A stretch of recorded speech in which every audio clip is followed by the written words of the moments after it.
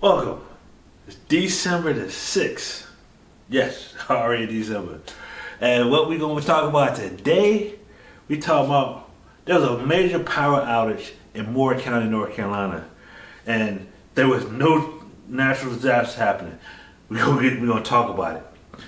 And North Carolina Republicans have a case in front of the Supreme Court. Gerrymandering much? We'll talk about Deion Sanders and the controversy he's getting from leaving Jackson State to go to Colorado to be their new head coach. And police chief get fired or resigns because of what? And all that and more. And with that said, let's get started. Welcome to the Brandon T Show, where we talk about everything that's important to the working man. And we're not politically correct here. So working man means men, women, whoever's out here getting it. We come to deliver the news that's important to y'all. And with that said, this is the Working Man Committee. Let's get started. There was a major power outage in North Carolina in Moore County. And power outage during this time, like I said, North Carolina sits where it sits on the East Coast and so forth. It does get hurricanes. Hurricanes cause issues. But this is December, so it's outside of hurricane season. And then, so what else could happen during this time that would cause power outages? And like I said, you can get like snow and ice and so forth. Now, but there was not snow or ice during the past weekend here. There was nothing. Just normal Saturday winter day.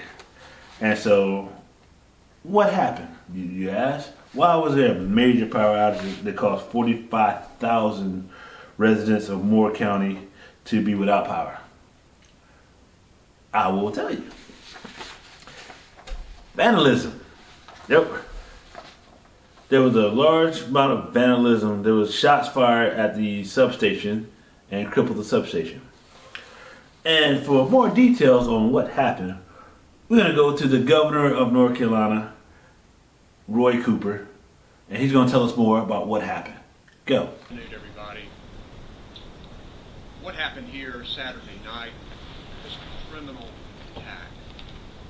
And federal, state, and local law enforcement are actively working to bring those responsible to justice. I've been briefed regularly since this happened, both on the investigation and on the emergency management effort here to support those who have been affected by the loss of power. Today I visited one of the substations that was attacked, and I want to thank the people who are working so hard to restore power. It's very complex what they are doing, and they've been working around the clock to do that. I've met with the emergency management team here in Moore County, and I've met with local, state, and federal law enforcement to get updated on the investigation. Helping the vulnerable people and the places where they live, including adult care homes, is a priority. Making sure that people are warm as the night approaches, making sure people are cared for, making sure that critical services at hospitals and law enforcement, at emergency management services are supported and available. All of that is crucial.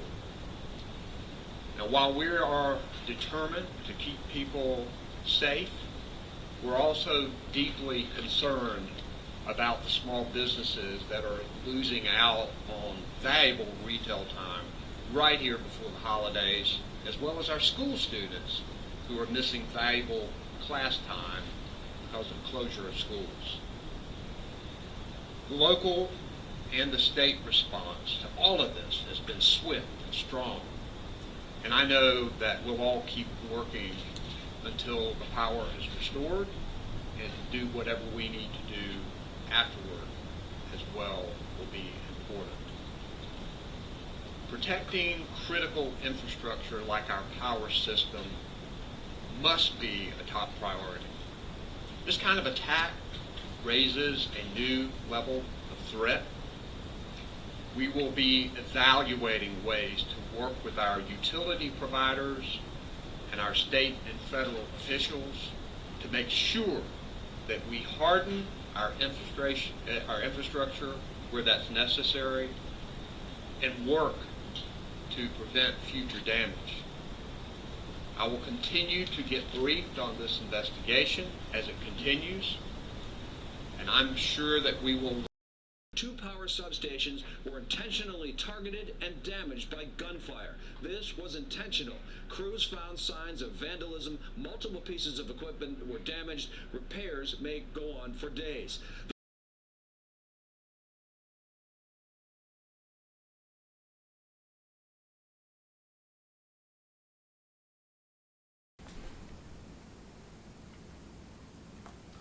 Yep. So the governor has set up a state of emergency and so forth, and like I said, the FBI and Homeland Security and also are looking into it, and what the Homeland Security Secretary Mayorkas says that it looks like the attack was deliberate, and so let's do a little diving into it, right?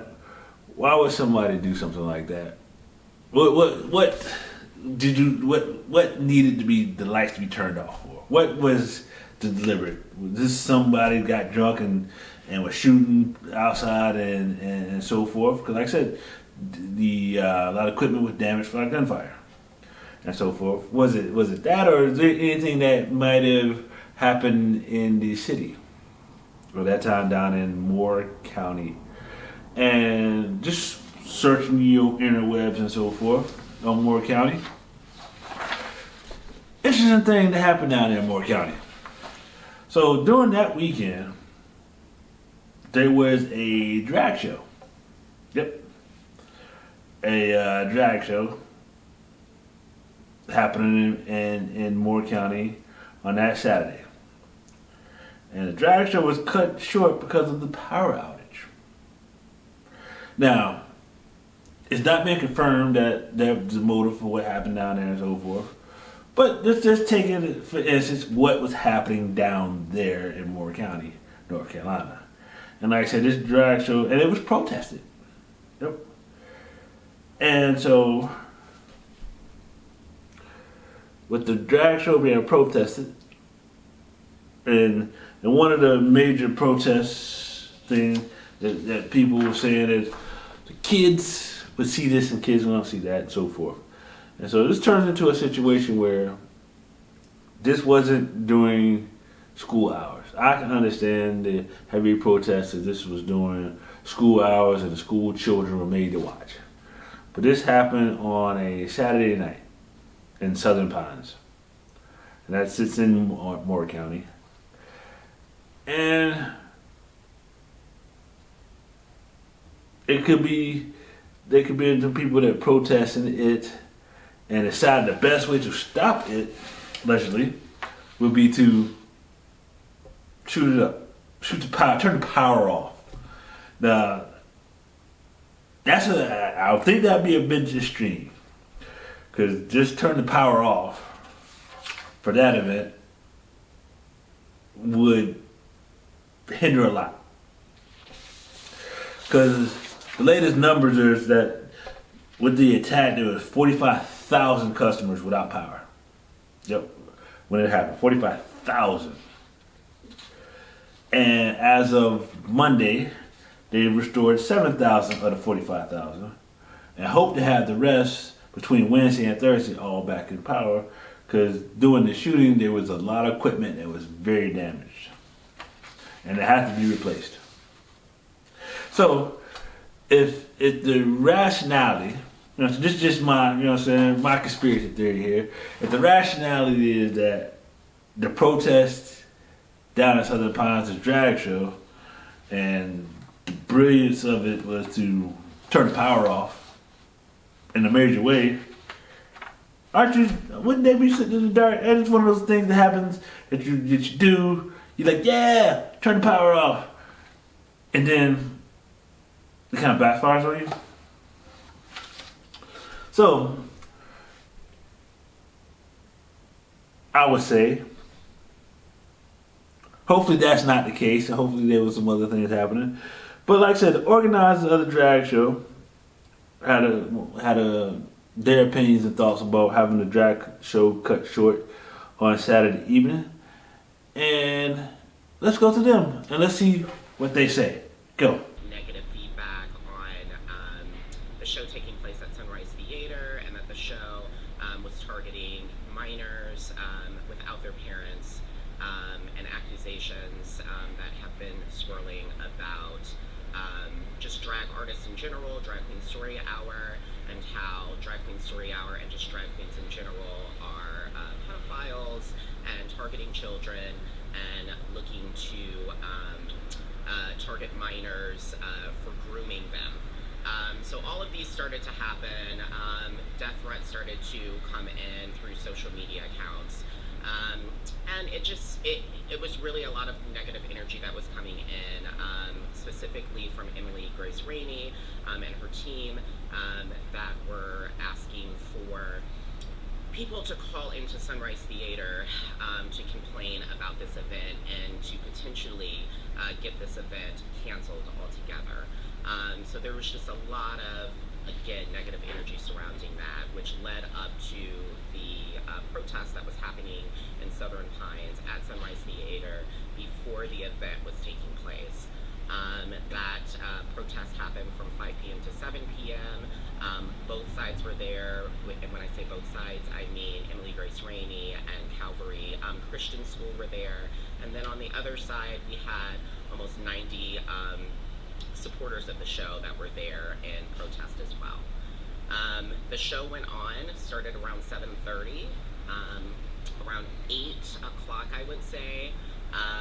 The lights went out right in the middle of the show. I did not realize that it was because of power. I just actually thought that it was a part of my lighting cue list that I had set in. But unfortunately, my assistant told me that it was the power had went out in the city altogether. And then my security guard chatted to the news, and it had already broke on the news that the entire county was out of power as well. So after that, I went onto stage, I addressed the crowd, and I told the crowd that the power was out. I asked for all 320 people in the venue to go ahead and take out their cell phones and put on their cell phone flashlights to illuminate the room with light. And then I asked them to join in song for Beyonce's Halo, which they all did. It was a beautiful scene. And it was just wonderful really seeing the community come together, especially in that time of need. We kept that up for about 45 minutes of just singing back and forth. I went out into the audience to talk with the audience members, make sure that they were okay, make sure that they felt safe. And the director of the theater eventually came to me and asked if I would either like to stop the show or continue with the show, and I responded that I would like to call the show for the safety of the audience members.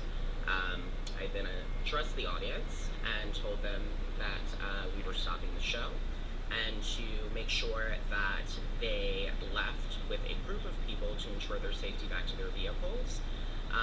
And then I told all 320 people goodbye one at a time and sent them on their way. And there was a monitor, right, before.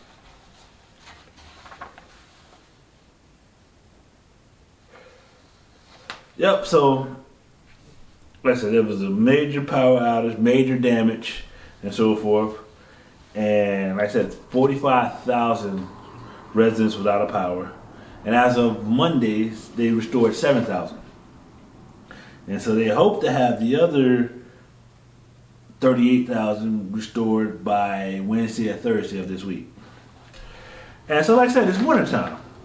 And no power, no heat, no cooking, no electricity, nothing happened.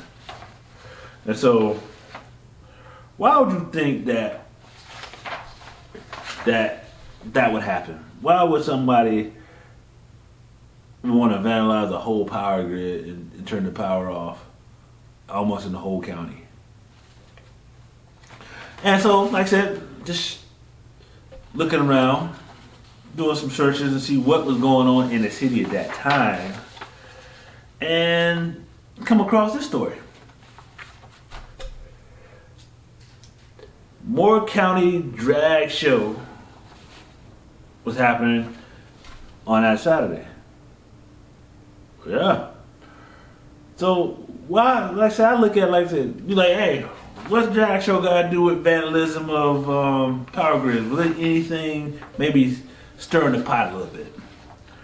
And it actually was. It's just my conspiracy theory here. And so the organizers of the show said that far-right activist groups have been trying to shut it down for weeks. The organizers responded to the threats of violence, ramped up security on Saturday evening, and private security says the Southern Pines Police Department monitoring the event at the Sunrise Theater. So you have heavy protests with threats of violence. So let's add that together now.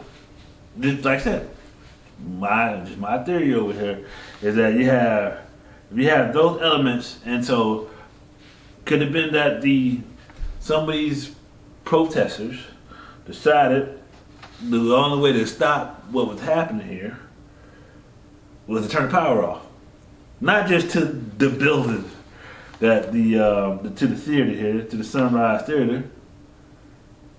Maybe got everything, and hope for the best far as repairs. But I don't know. I mean, it's one of those things that it could be. It doesn't sound far-fetched, and so forth. And also, the story says that Southern Pines Christian school leaders had claimed that the drag performers targeted children. So, in the name of children, of the drag performance, they felt that the drag show should be shut down. Now, let's think about this, right? Say the drag show is say that is a true statement. The drag show, and they just want the kids to happen. And so, like I said, did the drag show happen on a school day? Nope, didn't happen on a school day. So it won't, like I said, done in the cafeteria or the gymnasium on a random Tuesday. This is on a Saturday when there's no school and so forth. And so that means that the parents of children would have to deliberately take the children to the drag show. And so who in turn would target, how could the drag show in turn target? This is just by logic. You know what I'm saying? How could it determine that? Now I get it, you know what I'm saying, you don't want drag show, you say it's inappropriate for children, but this show was not during school day, was not doing mandatory school, nothing, and so forth. It was on a Saturday. So at the end of the day, there's really no exact way to say it was targeting children of the unwilling, you might say. Like I said, the parents had to take the kid, buy the ticket, take the kid over there, and so forth. So I thought parents' decisions were what you wanted. But I don't know. I'm just a guy on a podcast talking about it. But hey, at the end of the day, I think that hopefully the two don't end up, these two stories about the power outage and the protested drag show don't come together and so forth. Because like I said, to go to data stream to stop a show that people have to actually take the people there to on a weekend, it's not much. But like I said, hopefully, the power gets restored back very soon and so forth, and whoever did this is brought to justice. All right. Staying in North Carolina. Got an interesting story about North Carolina here. Like I said, North Carolina's leading the story here, leading the show today. Let's talk about gerrymandering. Yep, gerrymandering. Let's see, you ask them, what is gerrymandering? So that's when you have a situation where you got the redistricting. So they do the census every 10 years, and so that the legislature, the state legislature in North Carolina and other states, get to draw the maps based on population growth. And so within the population growth, you have you get all your data, demographics, who live who. You know what I'm saying? Maybe even vote. You can look at the past voting and see how different counties voted and so forth in districts, and then you can draw your map to represent that. And so what's been claimed here is that North Carolina, and like I said, the Republicans have been in charge here. We're drawing maps that kind of wiped out Democrats in a way. Yeah. So what you can have is you got an area. Say you got a city.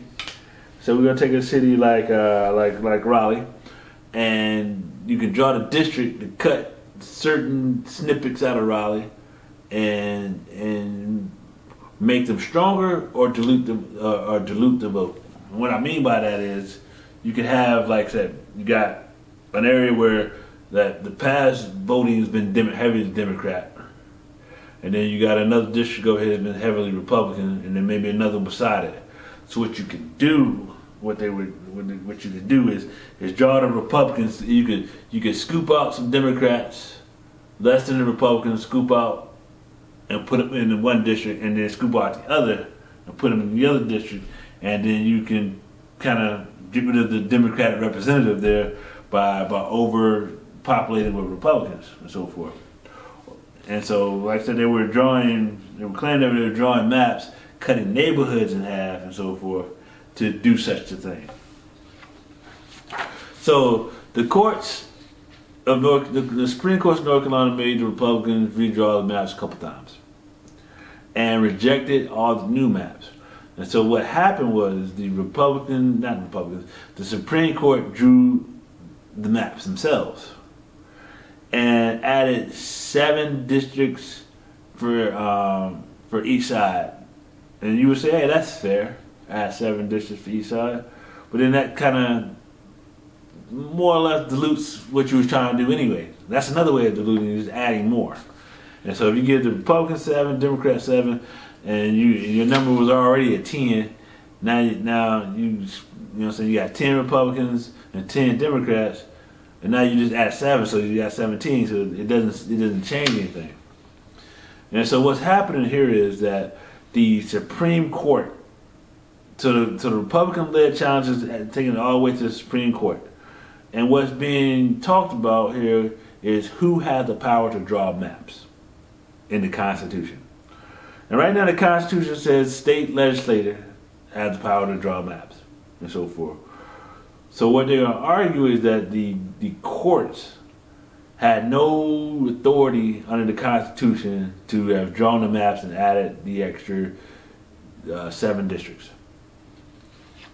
And so, like I said, this more likely is gonna could possibly go to the Republicans' way, because like I said, the Supreme Court now is majority conservative, which I don't think that's in this case, it's like, I don't know if that really matters or not, but it could be, because the Supreme Court that overturned the state level overturned the legislators' votes were highly Democrat, and so the legislation was Republican. So that could possibly be swayed that way, and then the Supreme Court could in turn readjust. But like I said, going back to it, so here Wednesday, the Republicans are gonna make their case to have the Supreme Court block what the North Carolina Supreme Court done and give the power back to drawing back the maps solely to the legislature. So then in turn, that will have implications, high implications on gerrymandering and what is gerrymandering and not. Because if it's left completely to the Congress, it depends on who's in charge and so forth. And when you hear about gerrymandering more, you hear more about the Republicans doing it than the Democrats.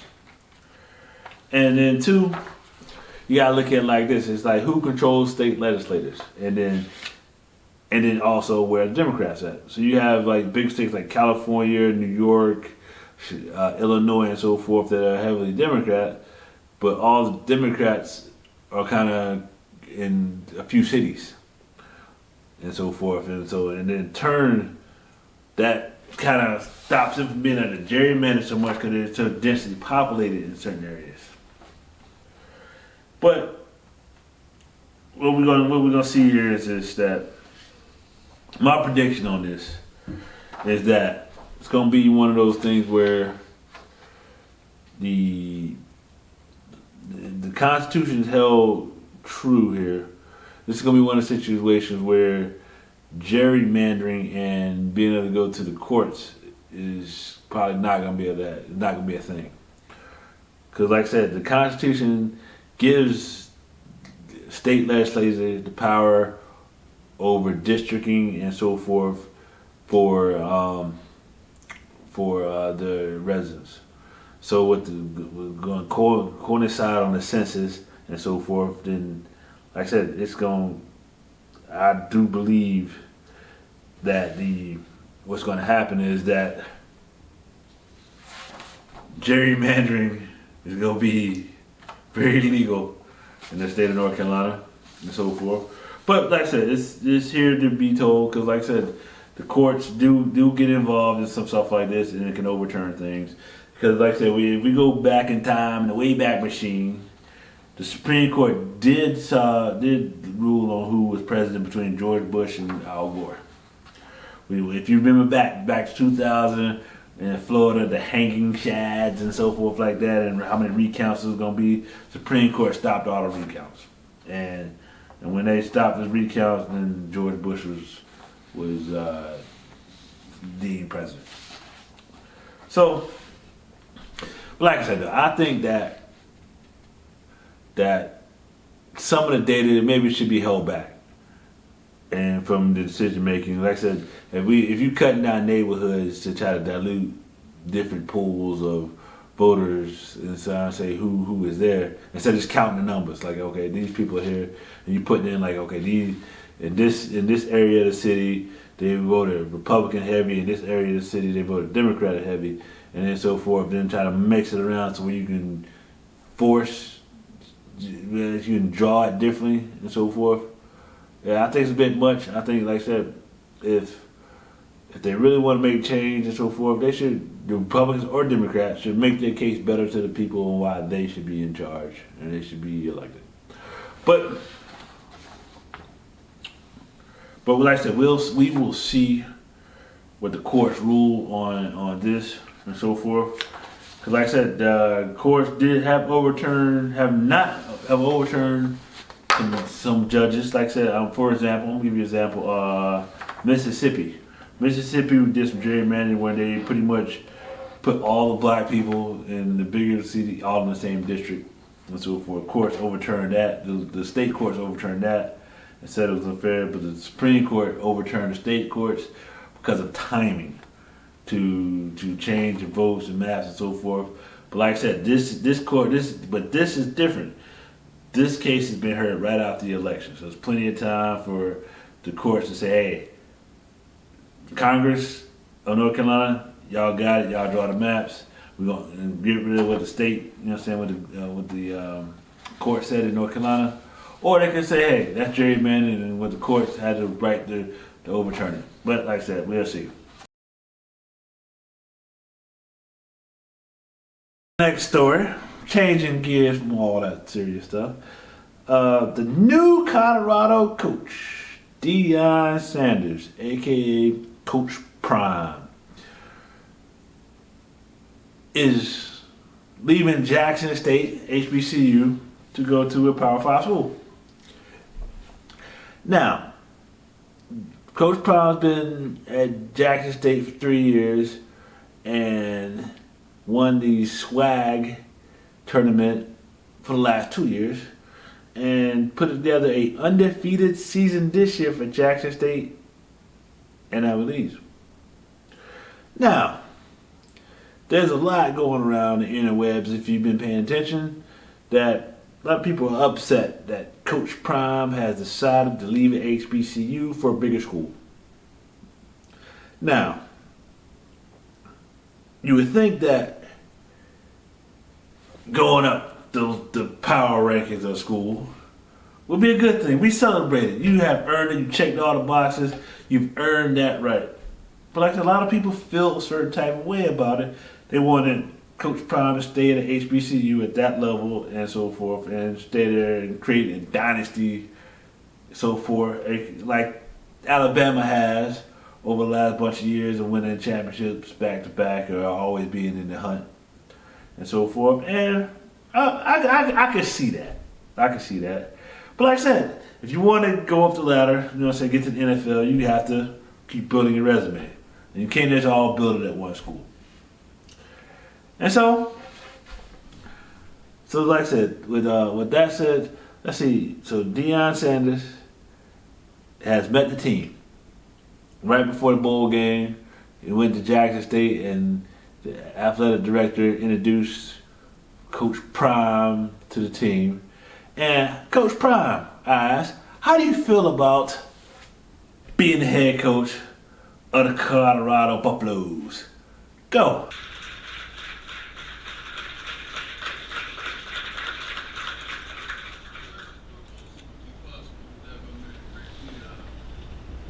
When I tell you, he is the man, and God called him strategically to reach out to me to make this happen. He didn't convince me. He confirmed to me that this was the place.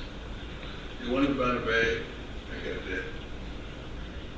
It was all about opportunity to do something that hadn't been done in quite some time. And Rick, I'm forever grateful for that opportunity, my man. I appreciate you. I love you and thank you. Love you too.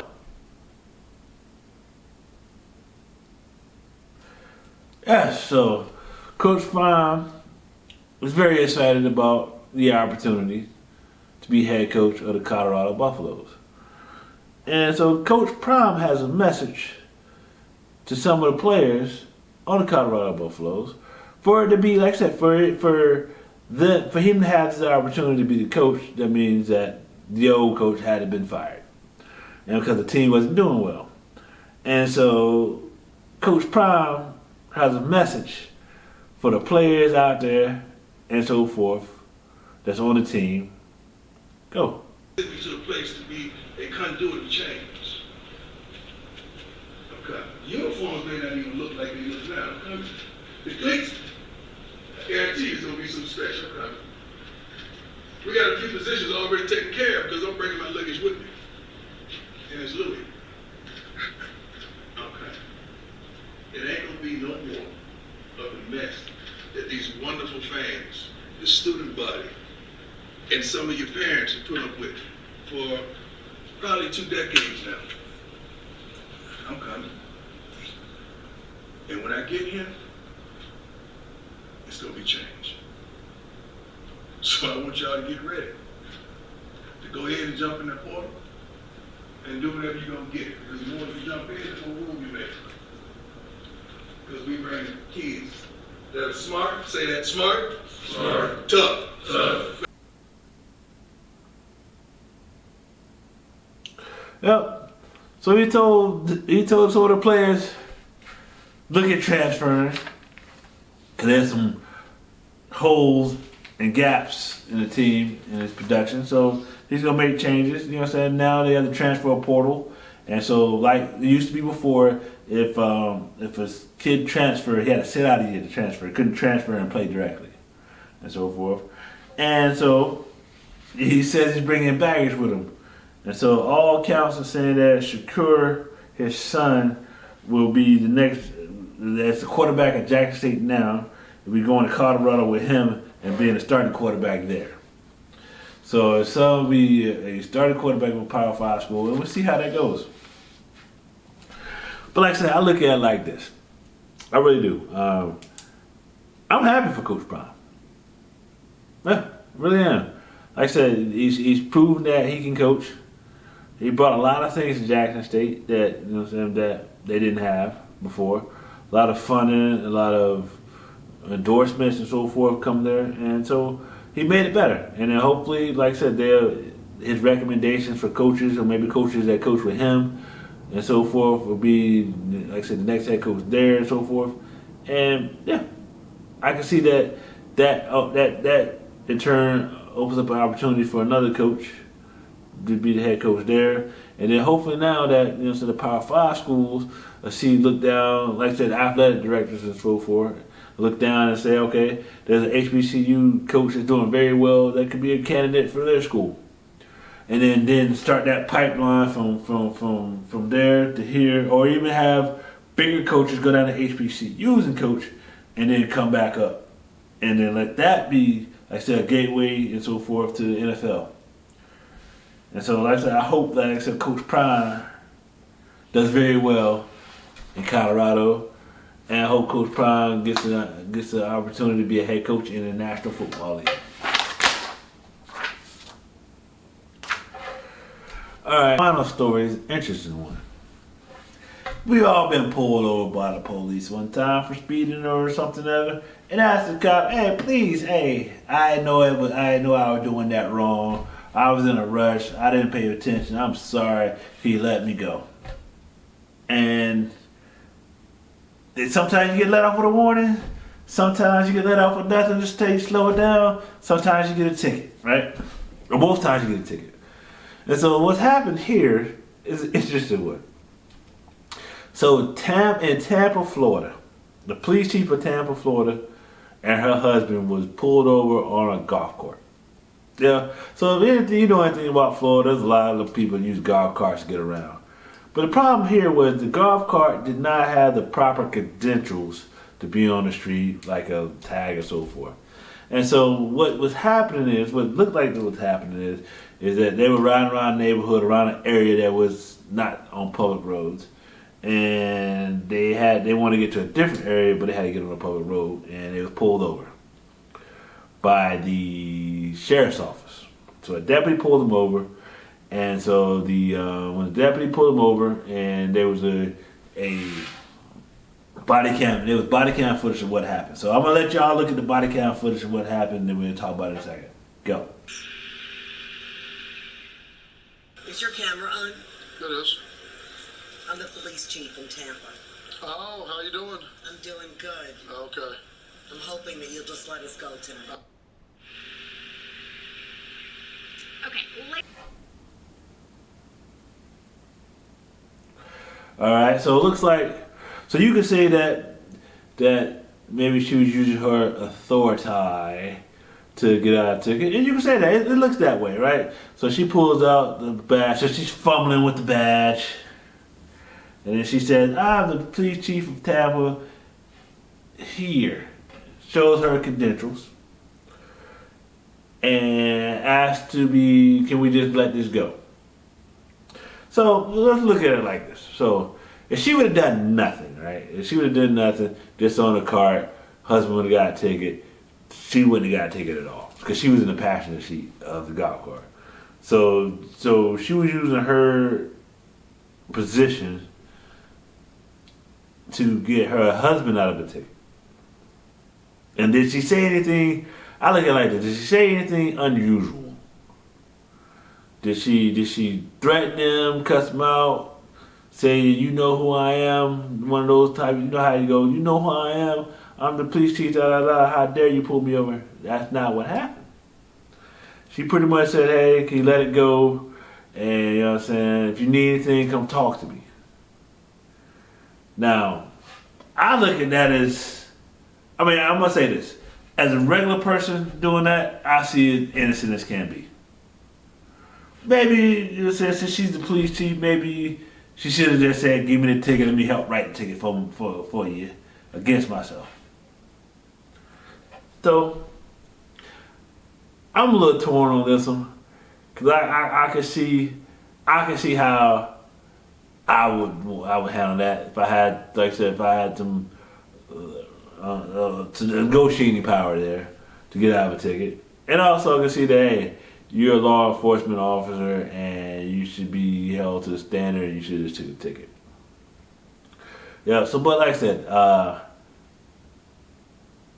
I say that some type, I guess like I said, not me. Let's say what Tampa did. So Tampa suspended the police chief, and she was suspended. And so after the suspension, she decided to resign her post because of the incident. And I think that's a bit much. In all fair, like I said, just looking at it as it was kind of innocent. It wasn't too much behind it and so forth. But I guess, like I said, law enforcement needs to be held to a higher standard. And so with that said, Tampa's be looking for a new police chief.